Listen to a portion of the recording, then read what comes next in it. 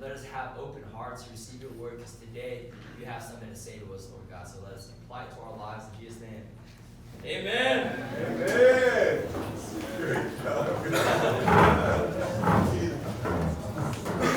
Sweet. Sweet. Sick, dude. Oh, that's so nice to watch you Listen, I spent my first 15 years in the ministry at the back of the room as a sound man, as an engineer, and pastor, raising up pastors in the sound ministry. But one thing that I like to teach the pastors was like intercession and discernment from the back of the room instead of the front. It's a really, really cool thing where the Lord will give you, little discernment about people from, the backs of their head. I can tell you a bunch of stories about it, but here's my encouragement for you today. Is this staying on? Okay, it is. That's not just for worship, bro. This one. This is. No, it's for you. Okay, it's for me. Pee Wee Herman there. Listen, here's what I felt in the back of the room this morning. I want to encourage you guys to embrace each other's worship style and embrace the filter that each of you come through. Right? There's two things that happen. Oh, phone's ringing. Zion. Holy Spirit's calling. Listen, there's two things that impact our worship response. One is our personality. It's how God made us. The Bible calls it suke, your soul. That's your personality. That's just who God made you. The other thing that filters or shapes our worship is what we've experienced, right? Our environment that we've experienced. And so it's really cool to watch from the back of the room and be able to say to you guys, look, embrace one another's worship style. There's some people. Have you ever seen the people that read the Bible during worship? They're break. Zion, you seen that? He's just nodding in general for me. Yeah. Every once in a while you see someone in the room, like in church, like during worship, they're like, oh, no, I got to read the Bible, You got to let them, It's okay. But that's my heart for you watching from behind, is embrace one another's worship styles and worship personalities. God made us all, right? He made us all. He made us all different, and He made us to fit together. Right? To fit jointly together. He made us individually, severally, 1 Corinthians 12 says, and He made us to fit perfectly together. So embrace that. And whatever it means to you, worship with complete surrender and abandonment. Just absolutely pour out your heart to God.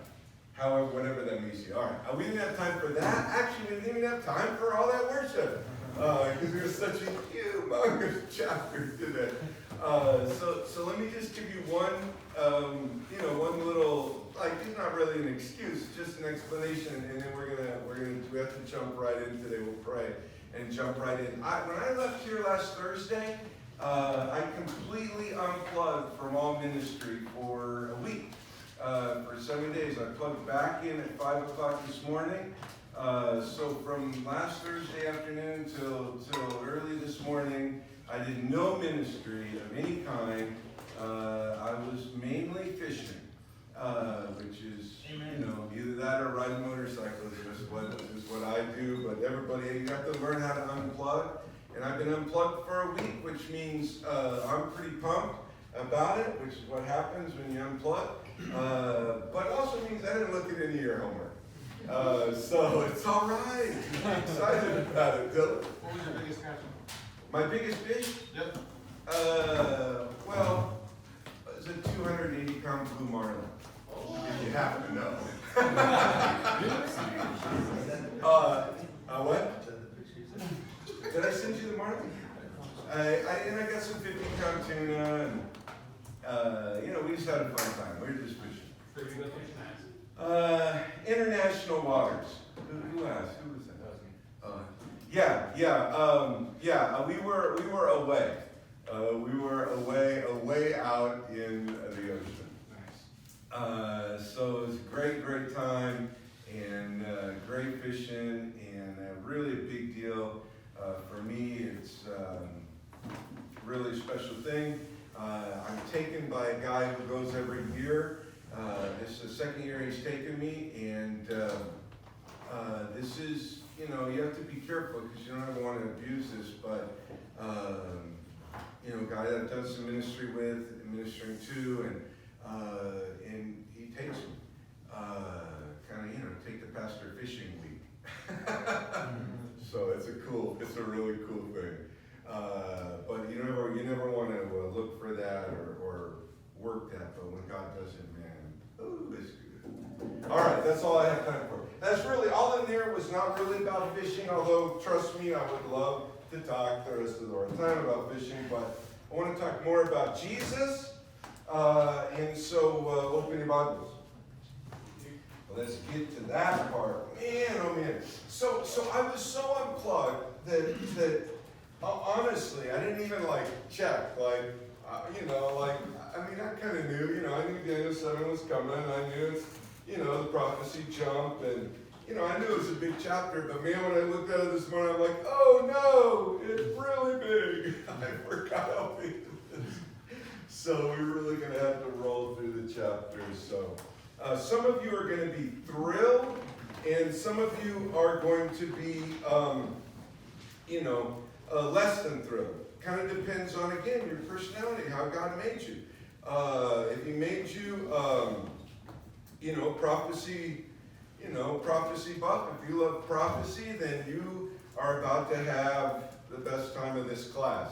Not today, but for the rest of Daniel. If He made you devotional, you know, just, you know, transformation, life change, then we're leaving your area. And so, same with the homework. You know, the homework's been all devotion, so hopefully you've written some great devotions. Emily's been grading, and, you know, I can only assume that she grades easier than me. I don't know yet. That's why she's the registrar. Because I love everybody. I want everybody to have A's. And she knows better. She knows that's not good for you. So she's been great, but I'm still going to review your homework and just say great job or so-so job, whatever it is. No, I don't want to say so-so job. I probably should, but I won't. You know, I'll still tell you great job even if you miss it. I'll say great job, you just missed it. So we're out of devotional, the historical devotional, you know, what we call the historical narrative section of Daniel, and we are rolling into the prophetic section. And it's big. It's really, really big. It's too big to do in an hour and a half, so we have to dive right in. So let's pray, and we'll do that. Heavenly Father, all the prayers that came into this room, Lord, I pray they were all sent up during worship. Lord, you know our hearts, Lord, and your Spirit, Lord, prays for us as we worship. Lord, it aligns our hearts with your heart, and I pray that that's happened this morning for every person in the room. Lord, I pray that all the needs, Lord, have been laid before you, and Lord, I pray that you would work to answer them. Thank you, Lord, for an unplugged week for me and incredible rest. And Lord, I pray that, and I pray that all of these ministers, Lord, would learn to unplug and rest and restore. Lord, now we pray that you would rev us up for the prophecy half of Daniel. Lord, I pray that we'd be excited, that we see, that you would reveal to us, Lord, not a hard and fast, our way, our interpretation, but just reveal to us what your word says, Lord.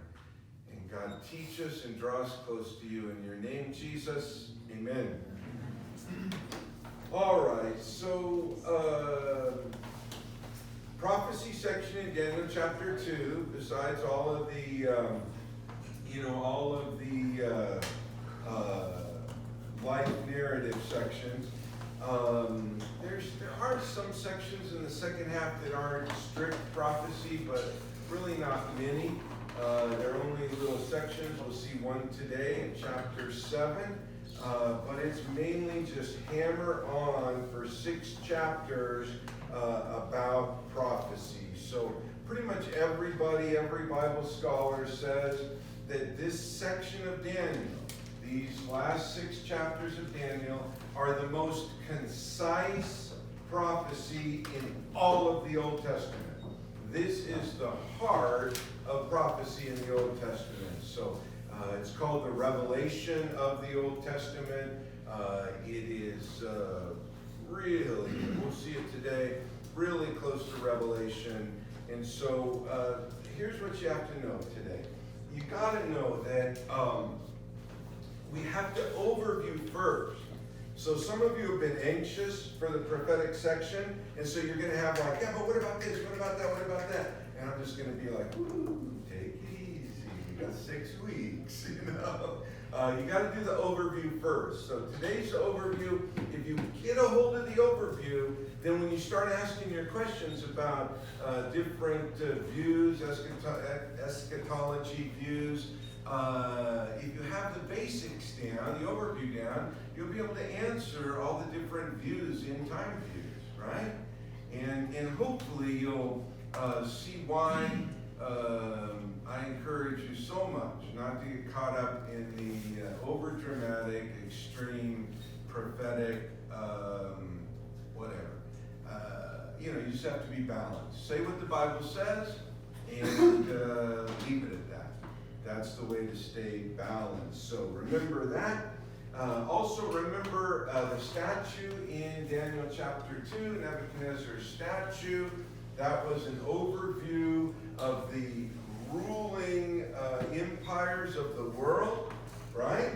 So let's do pop quiz to get you connected to this. There's actually 6 ruling empires in the statue in Daniel chapter 2.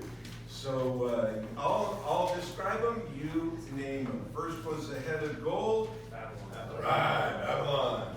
The arms and chest of silver. Medo-Persia. The belly. Good care of. Greece, right? The belly of bronze. Greece. Legs of iron. Rome. How many is that? 1, 2, 3, 4. The feet, mixture of iron and clay. European countries. Divided nations, is that what you said? Where did you guys learn that phrase? I don't use that phrase. Last semester we had a Revelation teacher who taught us that. Oh, last semester. For the guys who started, for the students who started halfway through. All right, divided nation. That's an all right phrase. Generally, revived Roman Empire. We like to kind of use that phrase, revived Roman Empire. Obviously not that your teacher of Revelation, which is great. But it explains some things about the EU and what's happening in Europe and what will happen in Europe.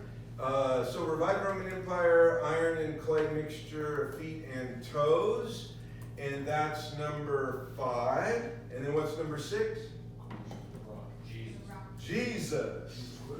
Jesus is the rock that comes screaming in, destroys the statue, all the ruling empires of man, and becomes a mountain, sets up his own kingdom and rule both for the millennium and into eternity, right? Yes? Everyone's good with that. You guys did great on that. If you didn't follow that, you need to, because we've already gone over it twice, and guess what we're doing today? Going over it again. Because repetition is the mother of learning. Because repetition is the mother of learning. Because repetition is the mother of learning. I promise you at some point today or in the next few days, one of you are going to say that to him. That's the one who wants to someone else. Because what we repeat, we learn. Right? And God knows that. He made us. And so he is repeating today what we've seen already twice, but we've seen it from man's perspective. And so man's perspective puts the ruling empires of the world in the form of a man. Because we think we're all that. When I say man, I mean mankind. We think that the world revolves around us, the universe revolves around us, and so when we try to describe something, or when we see something, we see it from our own perspective. So today we're going to see the same overview of the ruling empires of the world, but not from man's perspective. We're going to see it from God's perspective. So the whole perspective shifts. The descriptions are different, but it parallels man's perspective of the ruling empires of the world in Daniel chapter 2. And this is really foundational in the entire, prophetic side of the Bible, which is, mostly Daniel and Revelation, holds to this. So get a hold of it. Today it is from God's perspective, Daniel 7, verse 1. In the first year of Belshazzar, king of Babylon, Daniel had a dream and visions of his head while on his bed. A little Dr. Seuss writing there. Then he wrote down the dream, telling the main facts. So this is previous. If you were reading an NLT, it says earlier or something. So this is not happening now. It's being written now to introduce the second half of Daniel. These two halves of Daniel are so radically different that the unbelieving Bible scholars, do you know there are unbelieving Bible scholars? A lot of them. The unbelieving Bible scholars say that the first half of Daniel was written much later. Second half of Daniel written much later, 300 BC instead of 5 and 600 BC. And they say, well, it couldn't have been written any earlier because there's no way Daniel could have known this information. And so they just split it up and say the two halves are so radically different, one had to be written much later. Not true, all written at the same time, but this is Daniel reflecting back to the first year of Belshazzar's reign. We saw Belshazzar die in chapter 5, writing on the wall. And so between chapter 4 and chapter 5, what we're about to read occurred some years earlier. Daniel spoke, saying, just make sure my phone's off. That's not what Daniel said. That's what I need to say.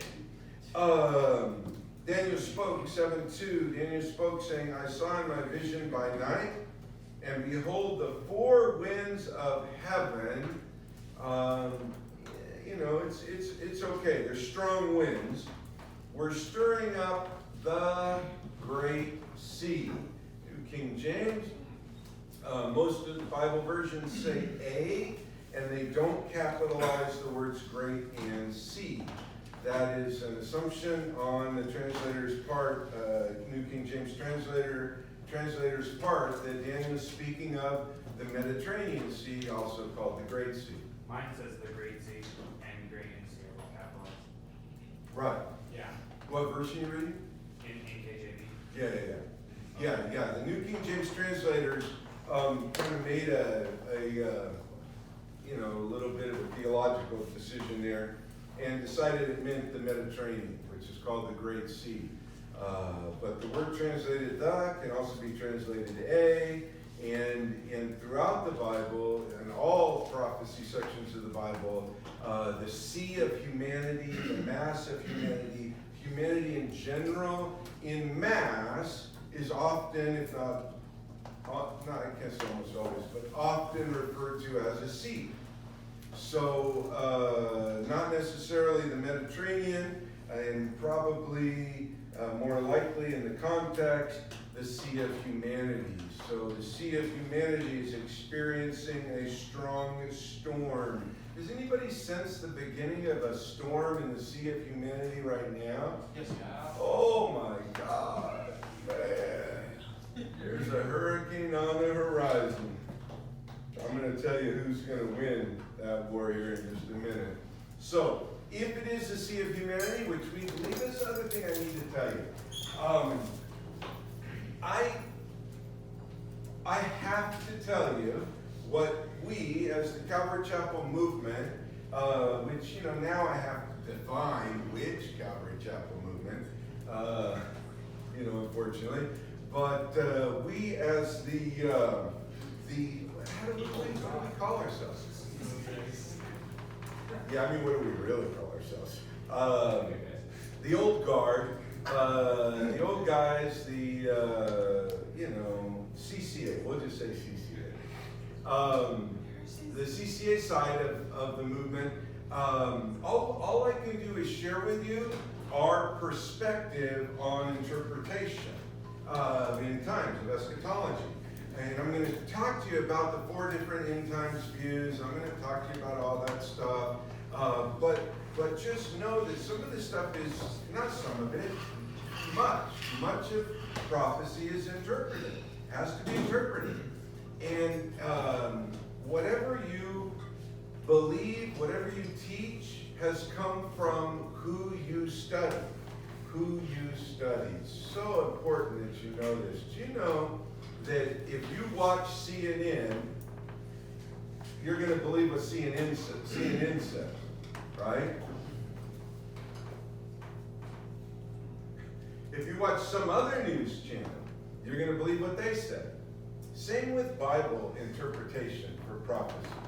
If you read the crazy prophetic guys, you're going to believe what they say. If you do. And if you read the guys that Calvary is kind of based their eschatology on, if you read those scholars and kind of stay in that lane, then you're gonna develop an end times view according to Calvary Chapel and the guys that we study. John Woolward, of course, is our godfather of eschatology. Who else? I'll tell you about him. We actually use D.A. Carson. I'll give you a list. Reynolds Showers, we use great Jewish prophecy scholar. So I'll give you a list of them. But just know that if I say something that you kind of like this divided nations thing, that you say, hey, I've heard something else, it's okay, right? It's kind of like the Bible translations. It's, I'm going to tell you the things that are not negotiable. But some of this stuff just is negotiable. Does that make sense? Did I complicate that or simplify that? Complicate? Simplify. Yeah, 4 different end times views. Get over it. The other 3 groups are going to figure out they were wrong when we all get there. So, well, at least they're going to be there, right? That's the important thing. Not that we prove we're right, that they're going to be there with us. And then we can say we're right. No, I'm kidding. I don't know that we're right or not. It's just the view we've chosen. So, all right, if that makes sense, I'm going to move on. So, a strong wind, storm coming on the sea of humanity. Verse 3, 4 great beasts came up from the sea, each different from the other. 4. There were 4 parts of the man's statue. There are 4 great beasts coming out of the sea. This is a parallel prophetic description of the ruling empires of the world. We see ourselves as some great statue of a man, mankind, it's all about us.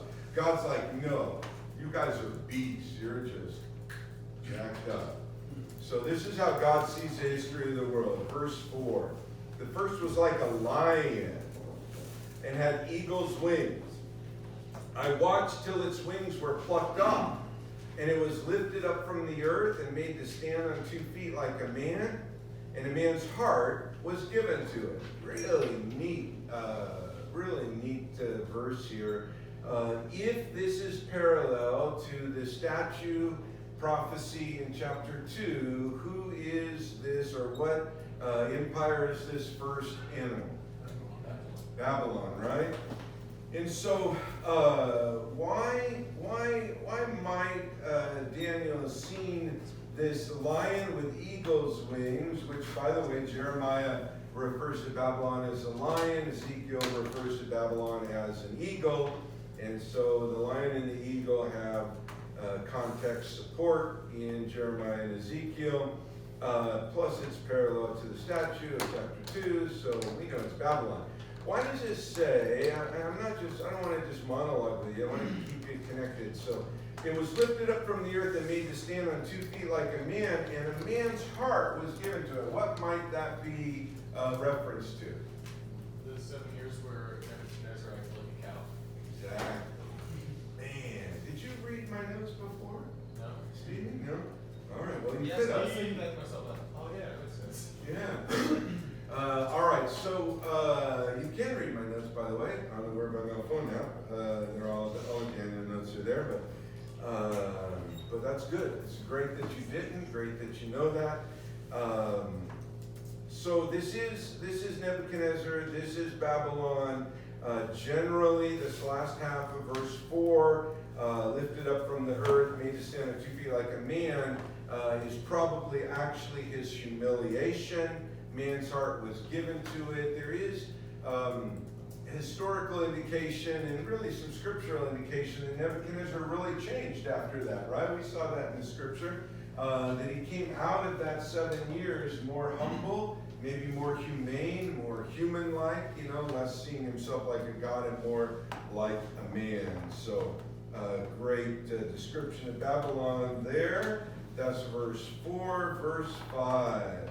Suddenly, another beast, a second, like a bear. It was raised up on one side. Question, Jim? I missed the part where he said something about a cow. I missed. Yeah. Most people believe the back half of verse 4, second half, where he's made like this lion was made like a man, is Nebuchadnezzar's humiliation. Him being humbled and made like a cow. That he became more man-like, less godlike, right? So he's less like a lion with eagle's wings, and when he came out of that, he's praising the God of Daniel and recognizing his place, his rightful place. So just a good description of Babylon there is all. Verse 5, suddenly another beast, a second like a bear, raised up on one side. Whenever you see these world-ruling empires, you see one that has anything to say about two, a combination of two. It's always Medo-Persia. This is this one. It was raised up on one side. It had 3 ribs in its mouth, between its teeth. And they said thus to it, arise, devour much flesh. Again, we interpret contextually, right? The correct interpretation is the interpretation of the context. We know this is a parallel vision of chapter 2, so we know this is the second world ruling empire only from God's perspective. And so there is another beast. God sees world ruling empires as beasts, not man. Not in a positive light, but a negative light. This one's like a bear because it's huge. The Medo-Persian Empire was probably the largest, militarily, largest military empire because 2, empires had combined. And so it was massive, like a bear. It was raised up on one side because Persia became much greater and was really greater than the Empire of the Medes when they joined. Much like, have you ever been involved in or heard of a church, I forget what they call it, merging of 2 churches? And you know how they always come out and say, oh, God would have us come together, and then smaller of the 2 churches disappears. It kind of gets sucked into the bigger. No? Never seen that? You've seen it, huh? You just don't want to say it. Yeah, it happens. I see it all the time. Yeah.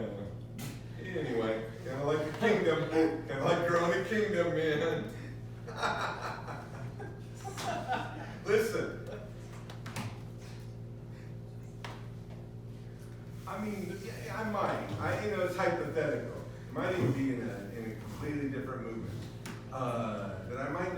pastor who that's his primary growth strategy.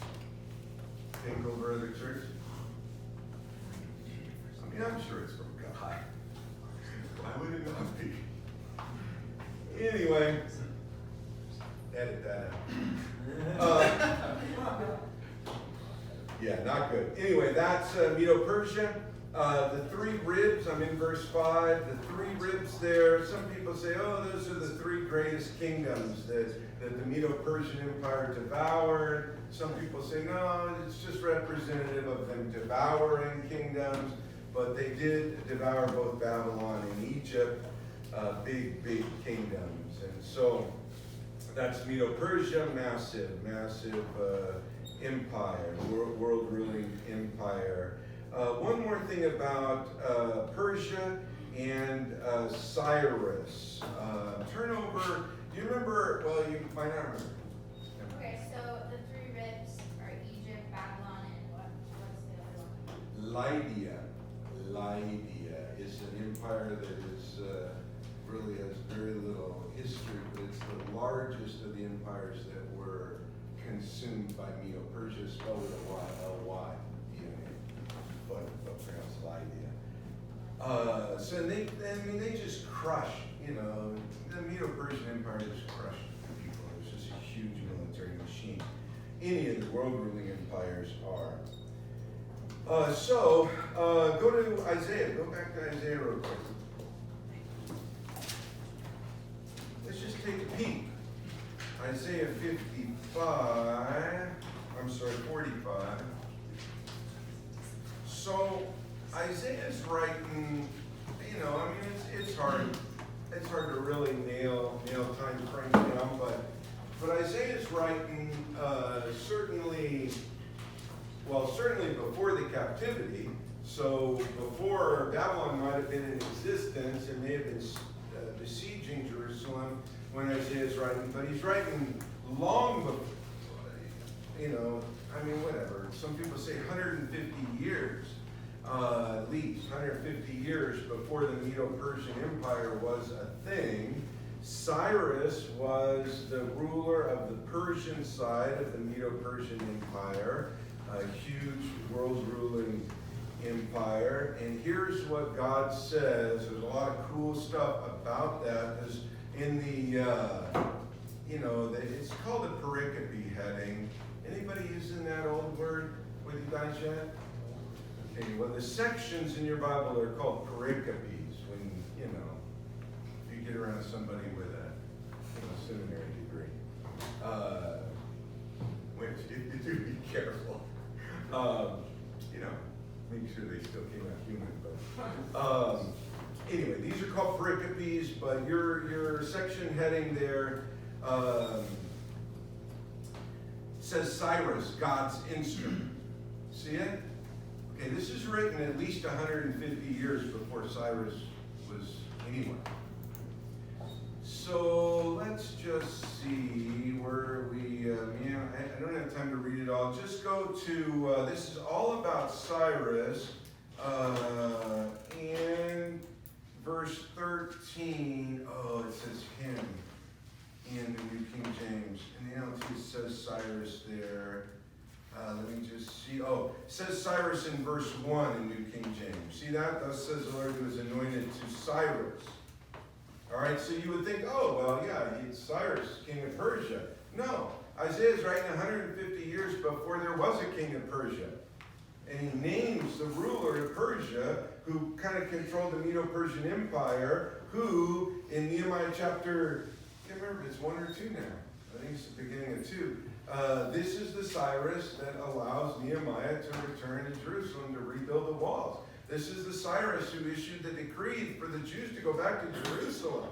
And Isaiah is writing 150 years before Cyrus existed. And so look at verse 13. New King James says him here. I have raised him up. NLT says I have raised Cyrus up. But New King James pulling from verse 1 and referring to Cyrus as him. I have raised him up in righteousness. I will direct all his ways. He shall build my city and let my exiles go free. These words were written before the exile. Not for price nor reward, says the Lord of hosts. Massive, right? So, I mean, it's a really cool thing. These are kind of the nuggets, man, in prophecy that you can just say, look, this isn't interpretation. This is in Scripture. This is word for word. Really, really big deal. Which maybe I'll just say real quick, because I should have said it up front. Prophecy is not to sell books. Man, I'm so cynical. And prophecy is not to grow big followings or have a big YouTube channel. That's not God's purpose for prophecy. So if that's not God's purpose for prophecy, what is? You tell me. Remembering my cynicism. It's to prove his sovereignty. Sovereignty, nice. Yeah, like To point people to God. point people to God, yeah. I was gonna say, point people to Jesus. Yeah. Who else? To edify the church. Edify the church, yeah. Yeah, I like that. Yeah, these are all good answers. None of you said create a big YouTube following. That was going to be my next answer. That was the next one. No, if you get in the more wild your prophetic teaching ministry, the more YouTube followers you'll have. It's prophecy. I have to stop. I just need to remember that's there. Listen. Here's what prophecy's for. Okay? The Encyclopedia of Biblical Prophecy says there's 1,187 prophecies, 1,187 prophecies in the Bible. Encyclopedia of Biblical Prophecy. Every single one that's been fulfilled has been fulfilled perfectly. Every prophecy that has come to pass has come to pass according to what God says in His Word. So here's the purpose, okay? If every prophecy that has come to pass perfectly according to God's Word, what's the chances that the prophecies that have not come to pass will? Someone say 100%. Yeah. 100%, right? And so you're going to see here in a second, if I can stay on track, you're going to see Daniel do this split screen where he sees God's view in heaven and man's view on earth. And we get so caught up in man's view, especially right now, as we see, like kind of the fate of the country, hanging in the balance, it feels like right now. We see this thing from man's view. But if we can split that screen and look at heaven, we're like, oh, wait a minute. God's actually in complete control. And everything that God said is going to come to pass. He is sovereign. He is in charge. And He has already set these things in the future in play. And so we can have like, okay, God's not freaked out. God's not worried. And if I'm God's, then I know His ultimate victory is my ultimate victory, that His good plan is my good plan, so I'm okay, I'm good. And so edifying the church, Josh was thinking, so edifying the church, man, is a great one. It's confidence, it's encouragement, and it's to lead people to Christ if they connect with that. And a lot of people do connect with prophecy. Until they say, yeah, but Nostradamus, blah, blah, blah. Anybody know Nostradamus? Is he still a thing? I mean, I know it's a long time. Nobody's still... Yeah? No? He's my dad. Okay, forget about it. Your dad knows Nostradamus? No, is that what you said? I was saying he's my dad. He's my dad. All right, let's move on. God knows the future. He's ordained the future. He's in control. He knows your life. That's the thing. He knows your life. He knows every choice you're going to make. He's at work in every choice to accomplish His good plan and His good purpose. And if He can set the direction of the world and accomplish His good plan and purpose for the world, what's the chance that He can set the direction of your life and accomplish His good plan and purpose in your life? It's guaranteed. That's what you have. You have to take prophecy and make it personal. You have to make prophecy personal. It's not just, ooh, that's cool. It's, my God is in control, and he already has my life set. And so I'm at peace with it. Woo, man. It doesn't mean you're a puppet. It means he knows your choices long before you make them. Verse 6, let's get on with it. After this I looked, and there was another. We're in number 3, like a leopard, which had on its back 4 wings of a bird. I just need a few more minutes and we'll take a break. The beast also had 4 heads. This is a new insight. 4 heads, and dominion was given to it. Medo-Persia ruled for 200 years. They were taken over by Alexander the Great, right? The radical empire of Greece. Alexander the Great, in 8 years, conquered 11,000 miles of territory. In 8 years, he moved his armies 11,000 miles to conquer, what we call the known world, which doesn't mean every person in every corner, but, the world was smaller then. 33 years old, some people say 32, Alexander the Great died from exhaustion. No connection to Jesus dying at the same age. Alexander the Great had conquered the world and died of exhaustion by the time he was 33. When he died, look at the end of verse 6, when he died, the empire of Greece was divided between Alexander the Great's 4 generals. He had 4 generals, 4 fighting forces. Each of them was given a portion of the kingdom to rule. This is history. This is what we call extra-biblical history, history outside the Bible. Look at the last sentence in verse 6. This beast also had 4 heads, and dominion was given to it. So the 4 generals of Alexander the Great rise up, and they're each given a part of the empire of Greece. Super cool. Finally, can you just give me 5 more minutes here? Let me see where's a good place to start. Let's stop.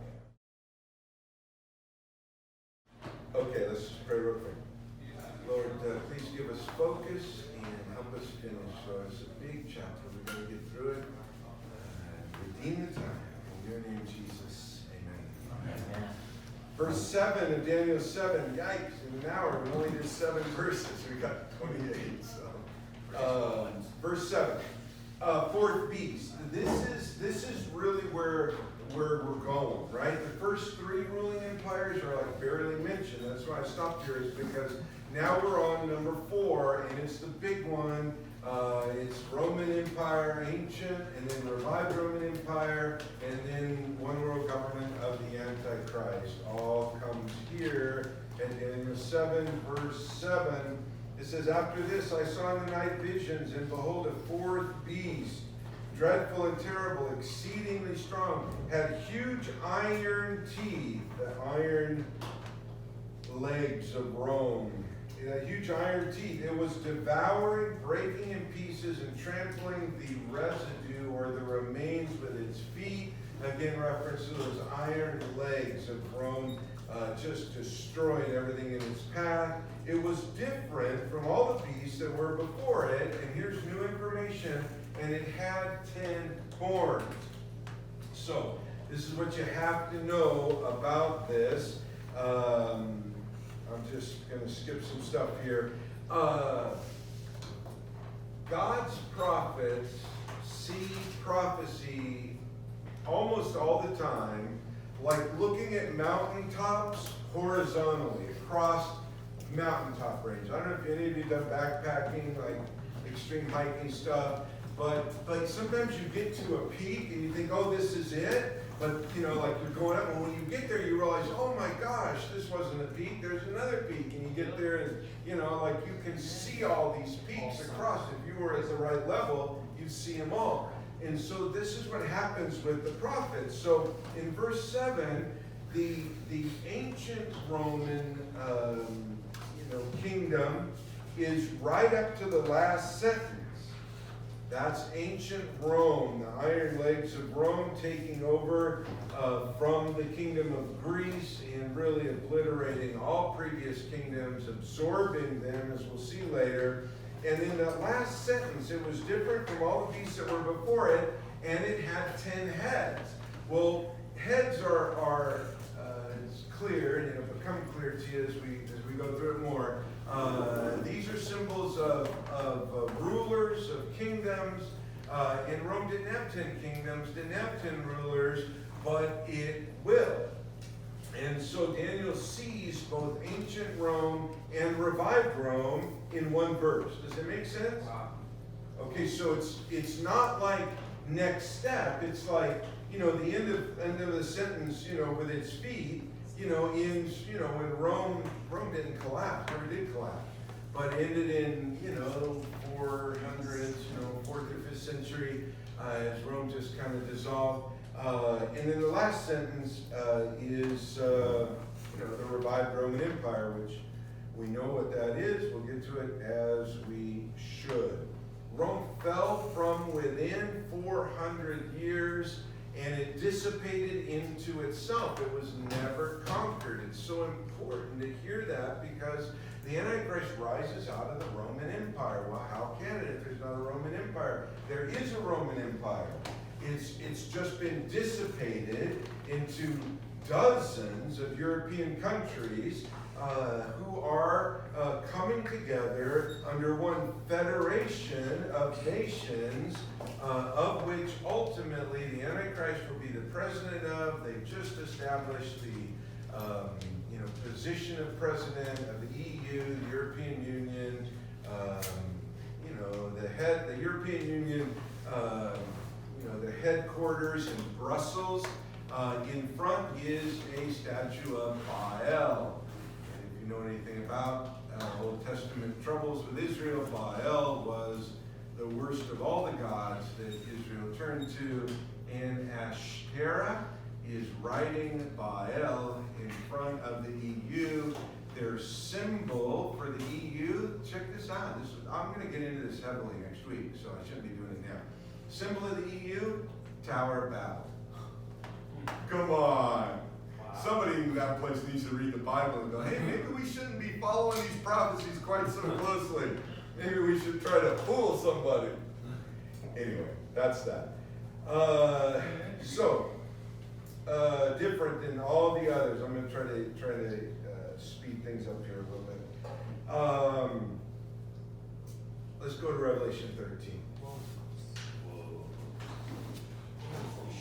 Ooh, we love Revelation 13, right? Yeah.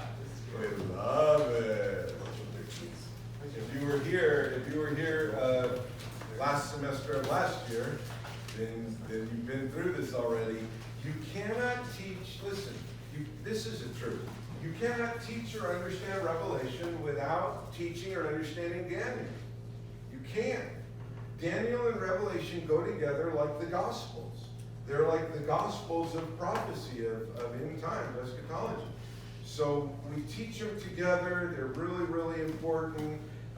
There's a message on Word by Mail on a phone app or the website called Daniel in Revelation, where I just do a whole message to tie Daniel and Revelation together and how they're interconnected. So look at Revelation 13. We'll jump ahead and skip some stuff so you may. I may have to explain a few things to you, but for time's sake, let's jump in. Revelation 13, verse 1. John says, Then I stood on the sand of the sea, and I saw a beast rising up out of the sea. So Daniel saw 4 beasts rising up out of the sea being a symbol for the mass of humanity, the sea of humanity. So out of the sea of humanity, a beast rises up, having 7 heads and 10 horns. There it is. Right? We just read in Daniel 7, verse 7, the 10 horns of the final world-ruling empire of Rome. These are the same 10 horns that John sees in Revelation 13. 7 heads, 10 horns, and on his horns 10 crowns. crowns always a symbol of royalty or rulership? Right. What's the time difference between Daniel and John's vision? Well, Daniel's writing in 600 BC, and John's writing 95 AD, so, plus or minus 700 years. Maybe not 6, maybe he's writing in 550 to 600. Maybe a little, it might have been 500, he might have been writing in 500, so let's say at least 600 years. Yeah. At least 600 years. 7 heads and 10 horns, on his horns 10 crowns, and on his heads a blasphemous name. So, again, I really want to help you see that we have a strong logic that points to the European Union, the EU. And right now, the only anti-discrimination verbiage in the EU is no member of the European Union shall write or allow to be written anything that would offend or conflict with our Islamic brothers and sisters. That's their only anti-discrimination. Christians, fair game, man, in the EU. I mean, really in all of Europe, but the EU especially. When the symbol outside your headquarters are the 2 primary idols that God warned his people against, and their symbols of Tower of Babel, you can kind of see where they're at with Christianity. So, blasphemous name on this beast. Verse 2, now the beast which I saw was like a leopard. Right? This is John, Revelation now, 95 AD. I saw it was like a leopard. His feet were like the feet of a bear, and his mouth like the mouth of a lion. Wait a minute. No, this is really, really simple. Listen, what was the lion? Babylon. What was the bear? And what was the leopard? Greece. So do you see him there in verse 2? All going backwards? Those are the 3 previous kingdoms. And you're going to see in just a minute, God speak to those 3 previous kingdoms and say, I'm going to allow you to be absorbed into the final kingdom for a time. And that's what John is seeing in Revelation 13:2. These 3 previous kingdoms are absorbed into this final beast that rises from the sea of humanity. Ooh, that's a big deal, man. Eye-opening. Into verse 2. Where does this final world-ruling empire get its power?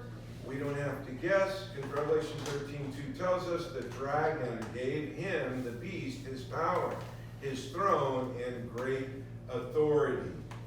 Moving towards this one world rule, one world government, coming not out of America. America most likely is absorbed in to probably the North American Union or something like that.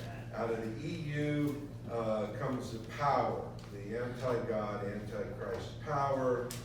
The dragon gave this beast his power, his throne, and great authority. Hardcore, right?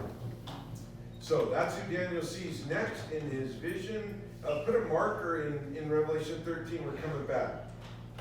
Head back to Daniel 7. I wanted you to see the 10 horns that Daniel makes this little reference. This beast was different because it had 10 horns. And then we move 600 years later to Revelation 13, and we see the revived Roman Empire. It's the exact same description, same animals. Exact same description of the revived Roman Empire with the 10 horns. So the biggest difference is from Daniel 7 to Revelation 13. In a sense, there's just one beast in Revelation 13 that consumes the rest. Final beast. The final beast. The 4th beast. Yeah, the 4th. It's pretty clear it's the revived Roman Empire. But the beast that comes out, ultimately, and I kind of say this unfortunately, the Antichrist is called the beast too. But this is a beast, not so much the beast, capital B, but a beast rising out of the sea of humanity. So it's a world-ruling empire, just as Daniel saw the world-ruling empires as beasts, So John sees the final world ruling empire as a beast, not the beast, but a beast. And he sees the previous three empires, the lion, the bear, and the leopard, as part of that beast, because they've been absorbed, because Rome took over all the three previous empires. So all of the world ruling empires ultimately come under Rome, and then ultimately 10 heads, Federation of Nations, one ruler. Oh, it all goes together perfectly. I mean, it's just systematic, man. Trying to decide what to do for you for homework, but that would be a good thing. Outline, the world ruling empires and the steps from Babylon to the Antichrist. That would be good homework, right? Yes, it would be very knowledgeable. Maybe I should wait a few weeks for that one? Yeah. That's nice. Okay. I was just telling Simon or Stevie once about John Walbert's book. Yeah, Prophecy Handbook. Yeah, if you just get John Walbert's Prophecy Handbook, it's all there. And that's Calvary's way. So he's not the only guy we use, but he's the simplest to follow. All right, so did I answer the question, Krista? Yeah. All right. Is a beast right now? It will become the beast. So Daniel, you're back in Daniel 7, verse 8. Daniel says, I was considering the horns.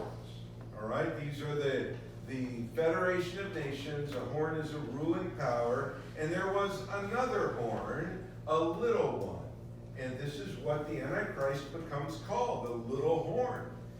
But this is in Daniel, not Revelation. But in Revelation, we call him the little horn that comes out from among this Federation of Nations in the revived Roman Empire, referred to here as the horns. I was considering the horns. There was another horn, a little one, coming up among them. So this is a new ruler, small ruler, that comes up from within this Federation of Nations, these horns, before whom three of the first horns were plucked out by the roots. What's the best way to take control of like a gang, or, like think of, what was that drug movie with Al Pacino? Scarface. I think a like if you're gonna come in and take something over, first thing you do is kill the three most powerful people in the gang. Just, in the movies, right? But that's exactly what the Antichrist does. He's raised up in the Federation of Nations, the 10 horns, and he takes out 3, and that sets his place. Everyone else is like, okay, yes sir, we're not, we won't mess with you. Where are the 3 horns then? Say it again? Where are the 3 horns that he takes out? Never said. Probably the little baby European countries that don't even have armies, So, is the little horn 1 in 10, or is the little horn in 11? He comes up among, most people consider him an 11. But there's way more than 10 countries in the EU. I think they're at 26, 28, and nobody knows. It's a fun thing to Google. I think it's 26 or 28 countries. But ultimately it'll be 10 major countries that rule. The Antichrist may come up within them. You're Googling it right now, aren't you? How many countries are in the European Union? I think 26. 28. Oh, did you say 28? I'm looking at the EU's website, it says 27. 27. There you go. All right. So that's how many. Okay. So he's going to tear 3 of those horns out. And then continuing in verse 8, 3 of the first horns were plucked out by the roots. And there in this horn, look at, were eyes like the eyes of a man, and a mouth speaking pompous words. Daniel immediately, the first time he references the Antichrist as a little horn that comes up to take over, he makes him a man. Eyes of a man and a mouth speaking pompous words. This is the Antichrist. We're being introduced to him right here. He rises up among the 10 horns, takes 3 out, and then even in Daniel's vision, he's made like a man, so not so much a kingdom, but a man. And that's really clear in verse 8.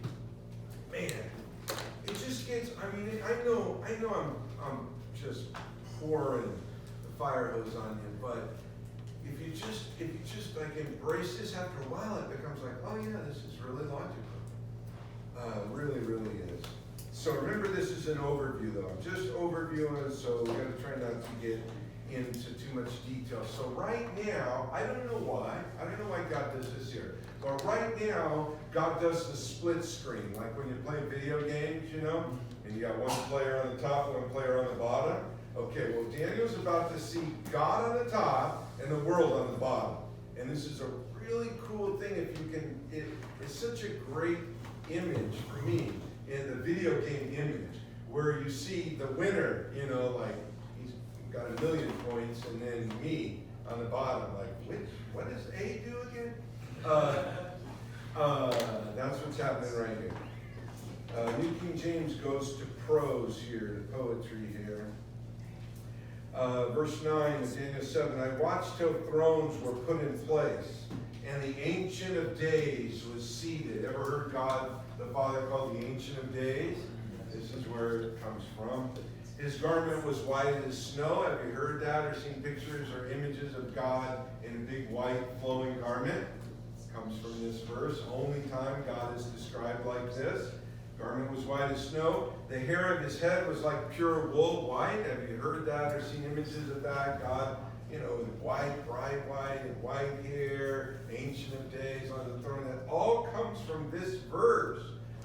God is, John 4 says, God is spirit. And those who worship him must worship him in spirit and truth. But Daniel sees God in his vision as something he can relate to, the Ancient of Days. His garment was white as snow. That doesn't mean I support the shaft, which is a big, don't read that book. Okay, I'm not recommending it. I'm anti-recommending it. His garment was white as snow, hair of his head was like pure wool. His throne was a fiery flame. Speaking of judgment, flame is always judgment. Its wheels a burning fire. It's judgment on top of judgment. And then verse 10, a fiery stream, a river of fire issued and came forth from before him. It's judgment on top of judgment on top of judgment. Fire is always judgment. 1,000 thousands ministered to him. That's not us, that's angels. We're not there yet. 10,000 times 10,000 stood before him, probably a reference to all of creation. And then the court was seated, and the books were open.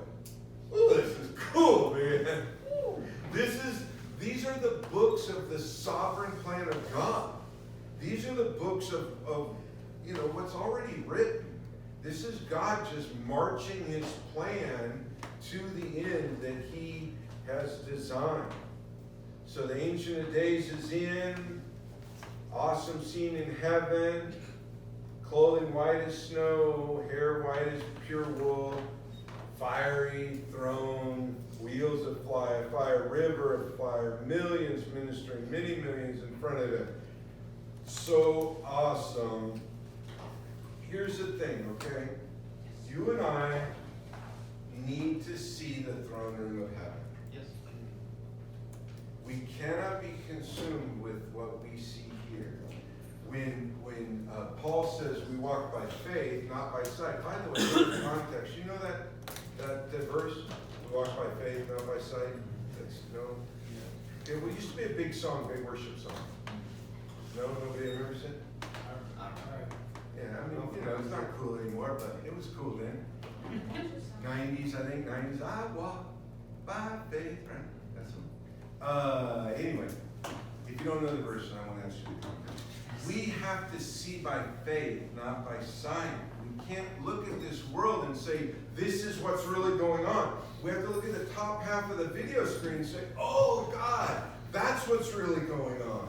What's going on in heaven is what's really going on. What's going on earth is not what's really going on. It's just like man thinking he's in control or something, you know. But what's going on in heaven is what's really going on. And so we've got to embrace that, right?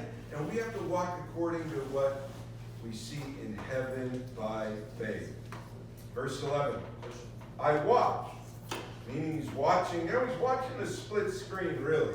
So he's watching in heaven and he's seeing on earth. Watch this. This is such a cool image. I watched then, because of the sound of the pompous words which the horn was speaking. That's Antichrist. This is a perfect description of the Antichrist. I watched till the beast was slain. Again, the word beast means both the final world ruling empire and the person of the Antichrist. Here, non-personal pronouns, so probably the ruling empire. And its body was destroyed. Maybe reference to the Antichrist, probably more likely its government body. Body was destroyed and given to the burning flame. First in, right? Antichrist is, and this is interesting, right? The Antichrist is first in hell. Right? Satan is chained up for the millennium and let out again for the 1,000-year reign. Antichrist goes first. False prophet follows him. And Satan 1,000 years later. And then the white throne judgment, and it's all there in Revelation. All right, verse 12. As for the rest of the beasts, look, remember what we said in Revelation 13, that the other three were consumed by the final empire? Daniel 7, verse 12, as for the rest of the beasts, the three previous, they had their dominion taken away. That's the three previous world ruling empires, yet their lives were prolonged for a season and a time. It's an interesting comment, but an interesting line for Daniel, but most people believe that if you really kind of consider Rome taking over the previous three empires, then in some way those empires are still alive while Rome's alive. The body destroyed and given away, the dominion was taken people. Is that talking about the millennial reign when Satan's thrown down on them? God comes over, he takes the dominion away from the people. God reigns over the world. You talking about verse 11? Yes. 11 and 12. They had their dominion taken away, and yet their lives were prolonged for a season of time. This is a great example of interpretation. Our, foundational interpretation is no. Because the beginning of verse 12 says, as for the rest of the beasts. So it's referring to other beasts other than the final beast, right? So beast is used in numerous ways, and that's unfortunate. It's a handicap of the English language. But here, notice it's not capital B, it's not personal pronoun beast, it's beast as in what Daniel sees coming out of the sea. So when he's saying the rest of the beast, meaning the three previous beasts, right? So I would say no, but I could see someone, I could see someone reading that into it, where you're talking about Satan being chained for the millennium, right? And then being let out at the end of the millennium. Is that what you're referring to? I was, but now that I really... You see it, right? You Yes. see the first three words there, right? So he's talking about the other beast. Yeah. Yeah. Excellent. The answer is almost always right there. It's right there in the text. Always in the context. If it's not in the context, then don't make don't fight back. It could be. Okay. Right here. Right over here, Dave. Can you explain the 1,000-year reign? Not today. Josh. Josh's gonna explain 1,000-year reign. I will. I promise you, we'll have a whole day on it, but it's not in the next 23 minutes. One thing as a teacher you gotta learn is stop on time. At least within 5 minutes or so of time. All right, verse 13. Daniel 7. I was watching in the night visions, behold, one light. Look at this I'm telling you, this is just New King James. I don't even know. You see they capitalize Son of Man, and they use the word the. One light, the Son of Man, and Son of Man is capitalized, right? So there's no way to get that from the text. It's just an assumption by the New King James translators, which is fine, because it is Jesus.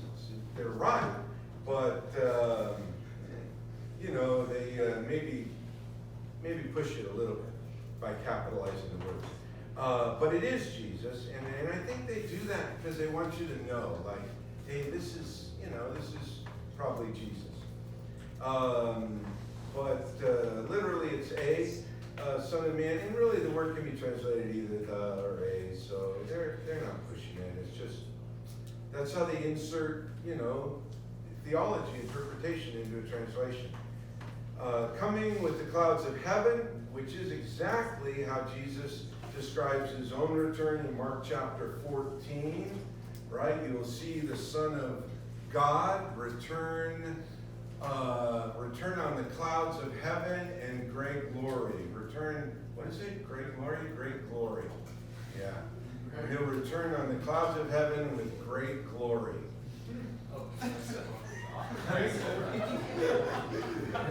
Read it, it's in there. Great glory. Yeah, in the clouds of heaven and great glory. Yeah. It's there, Mark chapter 14, read it.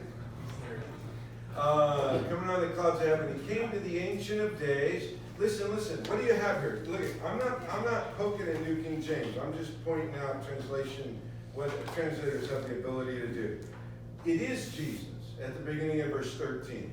So who is at the end of verse 13? He came to the Ancient of Days, God the Father, and they brought him, meaning Jesus, near him, meaning God the Father.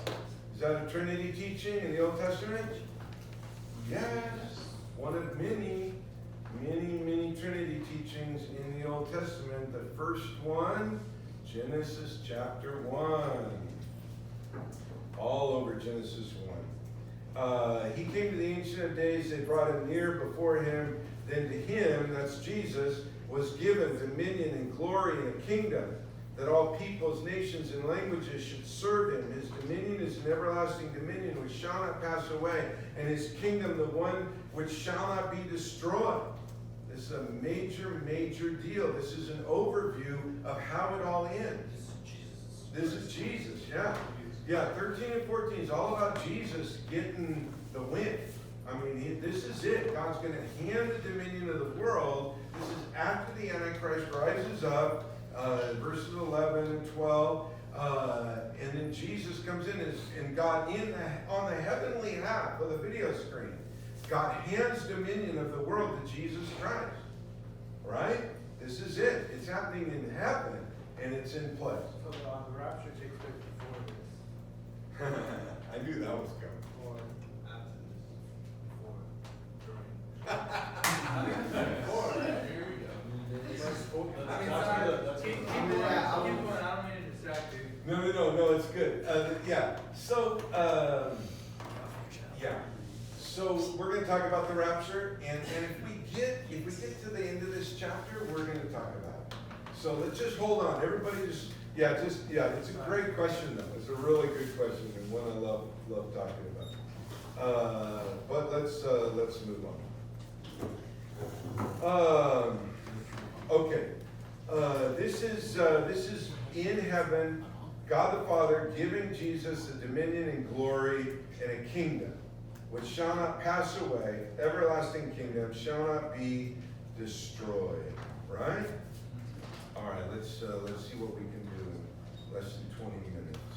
The Antichrist. Let's start in. Yeah, we'll just keep going. We'll just keep going in verse 15. Daniel 7:15. I, Daniel, was grieved in my spirit within my body, and the visions of my head troubled me. Yeah, no kidding. You see in the bottom half on the earth, the beast coming out of the sea, the top half throne room of heaven. So here's what he does in verse 16. I came near to one of those who stood by, in the vision, heavenly, and asked him the truth of all this. So this is Daniel, and it's not the only time he does it. We'll see it again, where he goes up to an angel and says, "Can you tell me what's going on here?" You know, he's asking for direction, right? Something, no man has ever been known to do. He's asking an angel for some direction. asked him the truth of all this. So he, an angel, told me and made known to me the interpretation of these things. Listen, here's the absolute guaranteed best way to interpret prophecy. When the Bible tells you what it means, you hold on to that with everything you got. And you say, this is a non-negotiable. And so this is non-negotiable. Because an angel, verse 16, is telling Daniel the interpretation of the vision that Daniel's seeing. And he's telling him the interpretation inside the vision. Right? It's mind-boggling. I mean, part of prophecy is supposed to be mind-boggling. I'm sorry I'm going so fast. I should have come early today, not late. Here it is. Verse 17. Those great beasts, which are four kings which arise out of the earth. Bam, that's what the beasts are. They're four kings. Kingdoms coming out of the earth, out of mankind. Verse 18. But the saints of the Most High shall receive the kingdom. That's what we just read. On the heavenly half of the screen, the top half, the kingdom is given to Jesus Christ. It's won by Jesus Christ, given to Jesus Christ, and we share in that kingdom with him. Verse 18, the saints of the Most High shall receive the kingdom and possess the kingdom forever, even forever and ever. We receive it. We don't earn it. We receive it. But Jesus just got it in the previous verses. Everybody okay there? So Daniel is seeing the top half, which is God directing things, and he's seeing the bottom half, which is man just destroying things. Verse 19, then I wish to know the truth about the fourth beast, which was different from all the others. Right? We already said that. Exceedingly dreadful, with its teeth of iron and its nails of bronze. That's new information, nails of bronze. I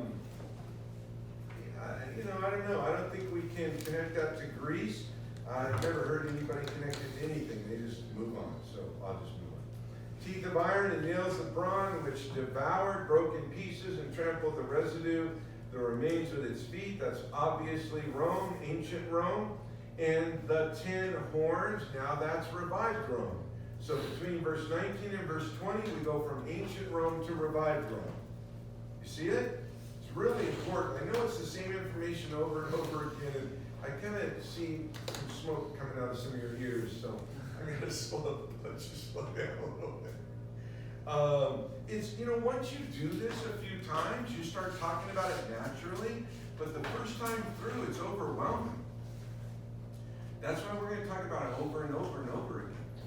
Okay, we got 5 more weeks in Daniel, maybe 5 or 6, before we move to Ezekiel. So we're going to have this down before we end, I promise. All right, so revived Roman Empire, verse 20. The 10 horns that were on its head. We know the 10 horns are the 10 Federation of 10 Nations through which the Antichrist comes up. And the other horn which came up, second time it's made reference to, because it's the angel telling Daniel what he sees. The other horn which came up, before which 3 fell, namely that horn which had eyes and a mouth, which spoke pompous words, whose appearance was greater than his fellows. So Daniel's asking the angel again what this is for more specifics. Verse 21. I was watching, and the same horn was making war against the saints and prevailing against them.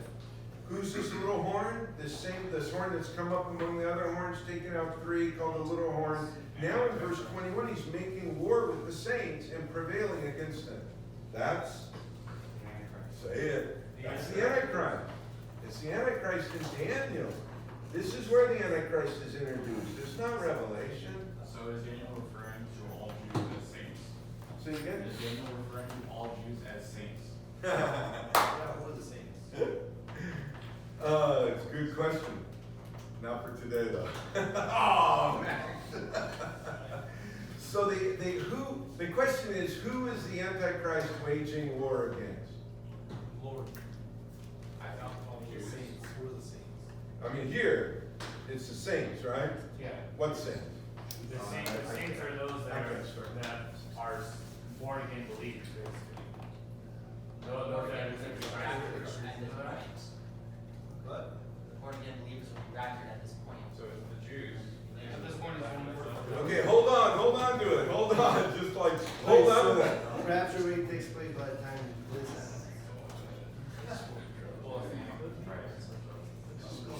So if the Antichrist is waging war with the saints, has the rapture taken place or not? Yes. Yeah, it's, no. So if the rapture has taken place as pre-tribulation rapturous, as we are, then if the rapture has taken place, what saints are these? Are they Jewish or are they some other saints? Could they be the 144,000? I should shake my head. Revelation 20 names them. They're martyrs in the tribulation. Those whose lives were taken for their stand for the Son of God. What do you think about Paul saying all Israel will be saved?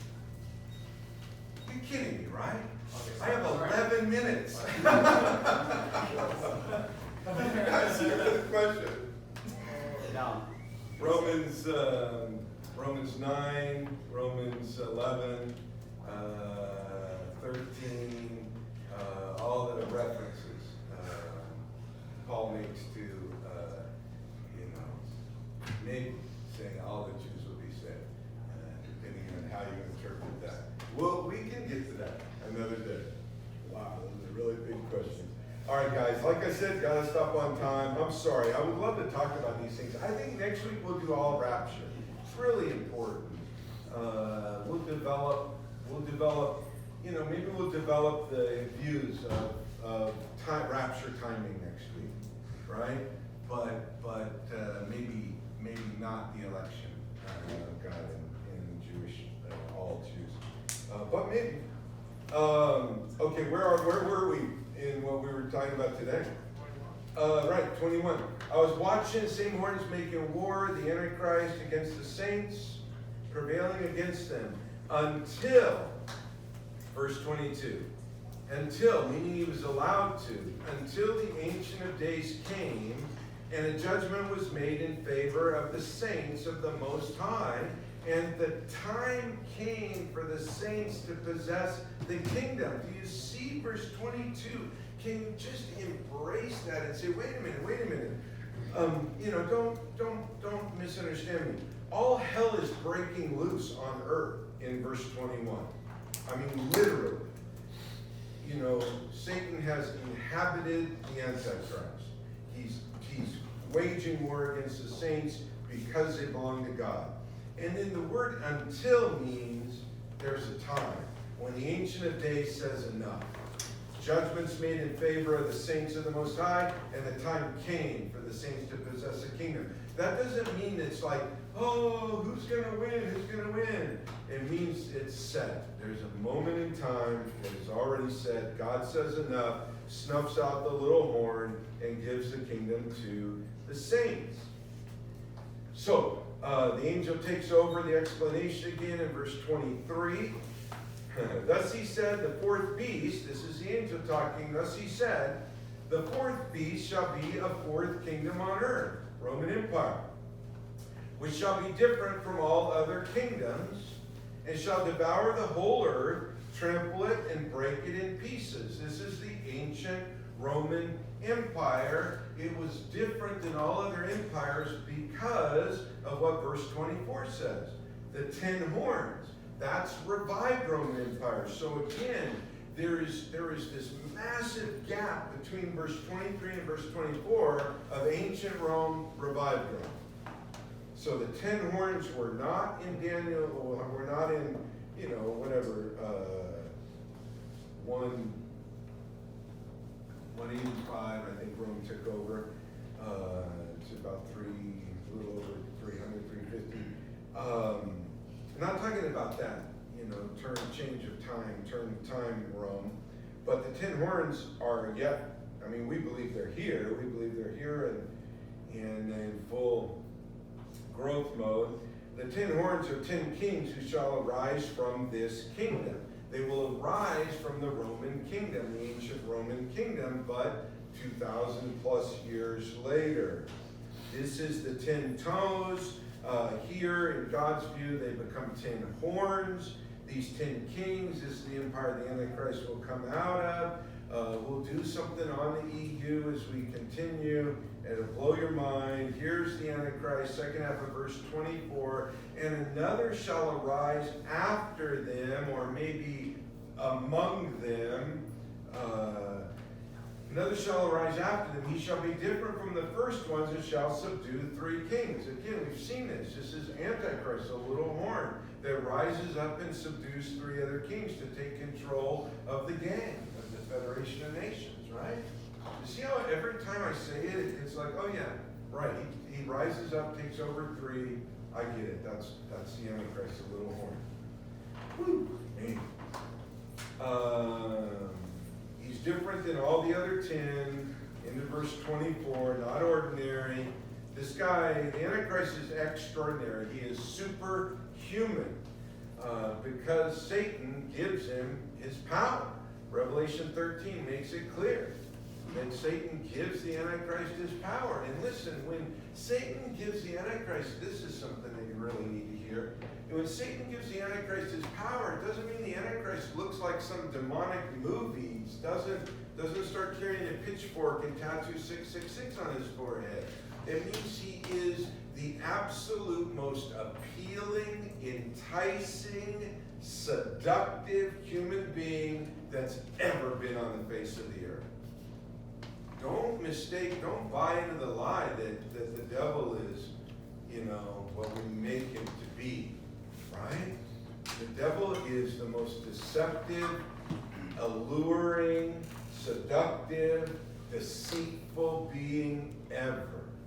And when the Antichrist comes and Satan embodies him, he will be the most seductive and the most deceptive, the most alluring human being that's ever been on the planet. And that's how he's going to rise up and take over, actually through peace, which we'll get into sometime later. But he probably comes on the scene making peace, and probably a peace treaty with Israel, and probably to allow Israel to build a 3rd temple on the Temple Mount, where there's already plenty of room for the Dome of the Rock Mosque and the 3rd temple to both be built. And Chuck Smith had a lot to do with that theory. So he's probably going to be making peace first, but for another day. Verse 25, we're doing okay. He shall speak pompous words against the Most High, shall persecute the saints of the Most High. This is the Antichrist, speaking pompous words against God, persecuting the saints of God, and shall intend to change times and law. These are things that only God can change, right? And so this is Satan's only desire, is to be God. And he wants the Antichrist to be the Son of God. And Satan has no new ideas. He's not a creator. He's an impersonator. And so that's what's going on here. So if our idea is he's going to allow the Jewish people to rebuild the temple, but he's going to persecute the saints, doesn't that mean it's possible that he's going to come out of a Jewish background, saying that he's going to believe in like Judaism, but hate those who believe in Jesus? Because he's going to allow. Ultimately, he blasphemes God in the 3rd temple, in the temple, which is, in the 3.5-year period, which starts, the Great Tribulation, the day of Jacob's trouble. So ultimately, he turns against the Jews too. He has to turn against the Jews because they are God's chosen people. Okay, Calvary doesn't buy into replacement theology, period, and prayerfully never will. It's anti-Semitism that created replacement theology, where the church replaces Israel. Bad news. So ultimately, he turns against both. And this is why I didn't want to address Max's question, because it's such a massive question. It goes into all kinds of stuff, Reformation and interpretation stuff that's pretty wacky. So hold on to it. Okay, we're going to talk about this the rest of our time in Daniel. It goes from hey, that'd be a great devotion for my junior high girls group, to like, whoa, my head's on fire. That's where we're at in Daniel now. So he's speaking pompous words against the Most High, persecuting saints, intend to change times and laws, something only God can do. Then the saints shall be given into his hand. I have to get to this. We have 4 minutes. You're going to have to give me a little grace. I'm so sorry. Then the saints shall be given into his hand for a time, and times, and half a time.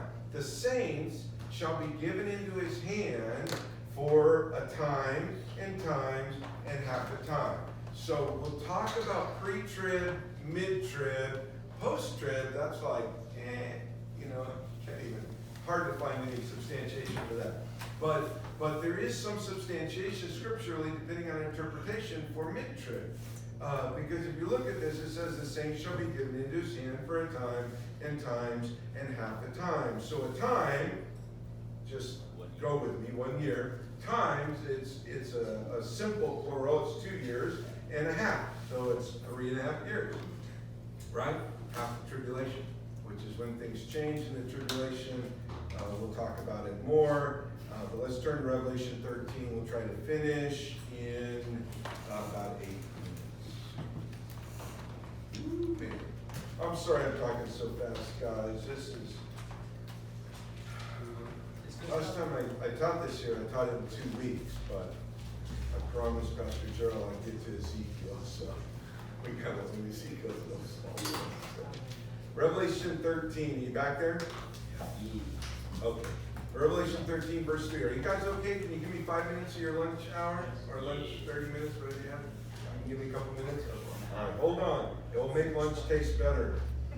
Revelation 13, 3. I saw one of its heads as if it had been mortally wounded, the beast coming out of the sea, the heads being the horns, the authorities, rulers. And I saw one of his heads as if it had been mortally wounded, and his deadly wound was healed, and all the world marveled and followed the beast. So they worshiped, let's just continue, then I'll tell you about it. So they worshiped the dragon who gave authority to the beast, and they worshiped the beast, saying, who is like the beast, who is able to make war with him? I'm just kind of hitting main points, but this is one way that the Antichrist comes to power, is he fakes a resurrection. We know it's not a real resurrection because Satan doesn't have the ability to resurrect life. But it seems like this beast, this Antichrist, this little horn, receives a mortal wound and is healed, a deadly wound. And so people start to worship him. Look at verse 5.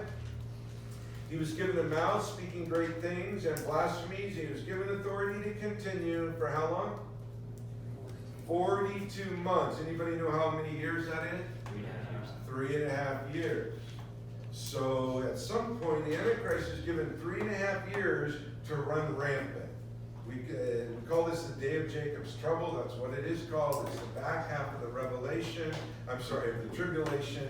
And it's the Antichrist just running wild, just absolutely decimating the people of God, saints and Israel alike. So for 3.5 years, he is given authority to continue. Speaking great things and blasphemies, and it gets worse. Verse 6 of Revelation 13. Then he opened his mouth in blasphemy against God, to blaspheme his name, his tabernacle, and those who dwell in heaven. It was granted him to make war with the saints. I know we want to know who the saints are, but we want to go to lunch more, so we'll return to that. Remind me next week to go into who the saints are. It's really a cool explanation because it helps you not be adamant about pre-trib or mid-trib. If you understand the possible interpretations here, you go, yeah, okay. You might be right. We'll see when I get there 3.5 years before you. It's a tribulation joke. I mean, a rapture joke. He opened his mouth, verse 6 of Revelation 13, and blasphemy against God, to blaspheme his name, his tabernacle, those who dwell in heaven. It was granted him to make war with the saints to overcome them. And authority was given him over every tribe, tongue, and nation. This is the Antichrist. All who dwell on earth will worship him. whose names have not been written in the book of life of the Lamb slain from the foundation of the world. Which means all non-believers will worship the Antichrist. Do you see it? All who dwell on, it's not all who dwell on the earth, it's all whose names have not been written in the book of life will worship him. Which means there's believers here that he's attacking. Right? The saints are here. Born again believers are here during this time. The question is, how many? Who are they? And is it us? Answers for next week. We don't have time. Let me just say it in one statement, okay? We are pre-tribulationists, pre-tribulation rapturists. We believe with a ton of Bible support that the rapture will occur before the beginning of the tribulation. There are people who are truly saved and going to heaven who believe that the rapture will happen at this point, at the beginning of this 3.5-year period. That there's a rapture and then things get really bad. In either case, right, in both the pre-trib and mid-trib positions, in either case, these saints during these 3.5 years are tribulation saints. They're saints that have been saved after the rapture. I mean, come on, there's a whole bunch of people out there that, as soon as we all disappear in the same second, they're going to go, maybe they had something. And there's a bunch of unbelieving pastors, a bunch of non-saved pastors. I can't even imagine. A whole bunch of non-saved pastors that are going to get saved. And they're going to already know the Bible. And most of them are seminary graduates. Sure. Anyway, once the rapture comes, they're going to get saved, and they're going to start preaching like crazy, like their life depends on it, and a whole bunch of people are going to get saved during this time. And when they are, they're going to wish they would have been in the rapture, because this 3.5 years is unbelievable. And the trouble during this half of the rapture, the tribulation is unbelievable. That's why Revelation 13:9-10 to close says, if anyone has an ear, let him hear. He who leads into captivity shall go into captivity. He who kills with the sword must be killed with the sword.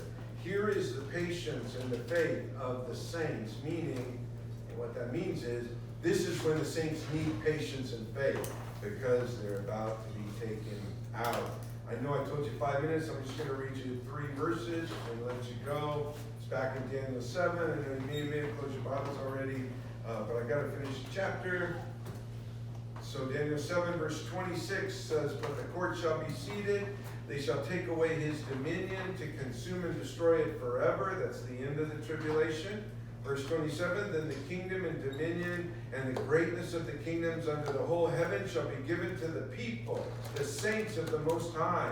His kingdom is an everlasting kingdom, and all dominions shall serve and obey him. Verse 28. That was the end of the vision. I, Daniel, was terrified by my thoughts. My face was pale with fear, but I kept these things to myself. Woo! Okay, that's it. We just did the history of the world from God's view with a whole bunch of prophetic interpretation stuff.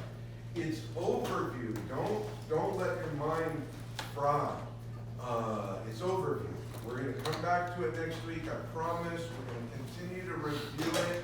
And by the time we're done, you're going to be like, yeah, I get it. I understand. From Babylon to the millennium, I get it. Let me pray real quick for you. Heavenly Father, please bless these students, Lord. Bless them with your grace, with endurance, perseverance, Lord. And God, cause them to seek hard after you. For your glory, Jesus. In your name, amen. Okay.